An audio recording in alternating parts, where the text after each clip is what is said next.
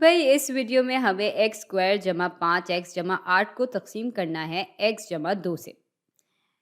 और इससे पहले कि हम इस सवाल को मिलकर हल करें, आप ऐसा करें कि वीडियो को रोक के ज़रा खुद से इसको हल करने की कोशिश करें। अच्छा, अब या तो हम इसको अलजेब्रिक लॉन्ग डिवीजन से हल कर सकते हैं, या तो हम इस फ्रैक्शन के ऊपर वाले हिस्से की फैक्टराइजेशन करके देख सकते हैं कि ऊपर और नीचे कोई मुश्तरका आंसर मौजूद है या नहीं। तो चलें पहले ज़रा फैक्टराइजेशन वाले तरीके को इस्तेमाल कर लेते हैं। और अगर हमें x जमा 2 एक मुश्तरका आंसर के तौर पे मिल जाता है तो भाई इससे बेहतर तो कोई बात हो ही नहीं सकती। खैर, ऐसी कौन सी दो इकदार हो सकती हैं जिनको जब हम आपस में जमा करें तो हमें 5 मिल जाए, और जिनको जब हम आपस में ज़रब दें तो हमें 8 मिल जाए। अब मेरे दिमाग में तो एक कदर 2 आ रही है और एक कदर 3 आ रही है। लेकिन भाई 3 और 2 को जमा करने से 5 तो मिल जाएगा, मगर इनको आपस में जब हम ज़रब देंगे तो हमें 6 मिलेगा, न कि 8। तो इन दो इकदार को तो हम बिल्कुल नहीं इस्तेमाल कर सकते। और सच बात यह है कि कोई भी ऐसी दो इकदार मेरे दिमाग में नहीं आ रही जो कि इस एक्सप्रेशन को मुकम्मल तौर पे फैक्टराइज़ कर दे। लेकिन हाँ, एक काम हो सकता है। हम इस एक्सप्रेशन को कुछ इस शक्ल में भी लिख सकते हैं कि एक्स स्क्वायर में 5x जमा हो रहा है और फिर इस 8 को हम 6 जमा 2 की सूरत में लिख लें।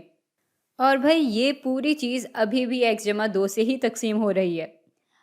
अब ये हिस्सा तो हम जानते हैं कि 2 और 3 की मदद से आराम से फैक्टराइज हो जाएगा। तो इस हिस्से को हम x जमा 2 ज़रब x जमा 3 की सूरत में लिख लेंगे, और ये जमा 2 ऐसे ही आ जाएगा। और फिर ये पूरी चीज़ अभी भी यूं ही x जमा 2 से तकसीम हो रही है। या हम चाहें तो इन दोनों को अलग अलग भी x जमा 2 से तकसीम कर सकते हैं, क्योंकि भाई इन दोनों का डिनोमिनेटर यही है, इसलिए ये अमल करने से कोई ख़ास फ़र्क नहीं पड़ेगा। इसको जब हम हल करेंगे तो हमें फिर से यही पूरा एक्सप्रेशन वापस मिल जाएगा। खैर, फ़िलहाल अगर हम इन दोनों मुश्तरका आंसर को आपस में तकसीम कर दें तो यहाँ x जमा 3 रह जाएगा, जमा 2 बटा x जमा 2 यूं ही आ जाएगा। और ये 2 असल में हमारा रिमाइंडर या बकाया हिस्सा है।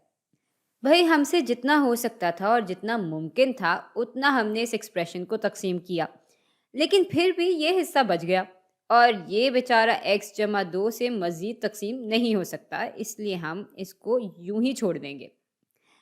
अच्छा, अब ज़रा अलजेब्रिक लॉन्ग डिवीजन को आजमा लेते हैं। तो एक्स स्क्वायर जमा 5x जमा 8 को अब हम लॉन्ग डिवीजन की मदद से तकसीम करेंगे x जमा 2 से। यहाँ सबसे बड़ी डिग्री वाली टर्म x है और यहाँ एक्स स्क्वायर है। भाई x को जब हम x से ज़रब देंगे तो हमें एक्स स्क्वायर मिल जाएगा, और x ज़रब 2 2x हो जाएगा।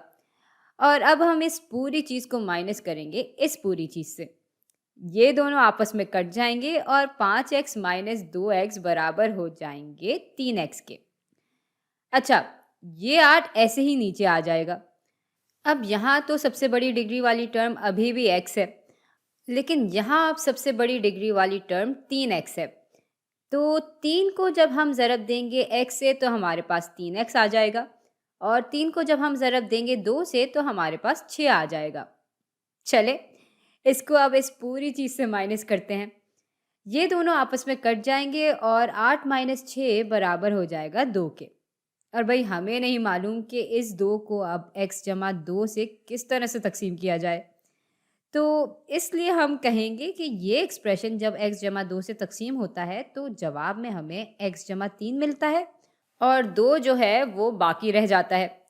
तो इस बात को हम बिल्कुल यूं ही लिखेंगे। अच्छा, एक और बात, ये एक्सप्रेशन बिल्कुल इस चीज़ के बराबर होगा, लेकिन उसके लिए लाज़मी है कि x जो है वो नेगेटिव 2 के बराबर कभी भी ना हो। क्योंकि अगर x नेगेटिव 2 होगा तो ये एक्सप्रेशन सिफर से तकसीम हो रहा होगा, और हम जानते हैं कि फिर इसका हल बयानशुदा ही नहीं होगा। तो बस इतनी सी बात थी। हमने इस एक्सप्रेशन को 2 तरीकों से हल किया और देख लिया कि जवाब हमारे पास यही आएगा।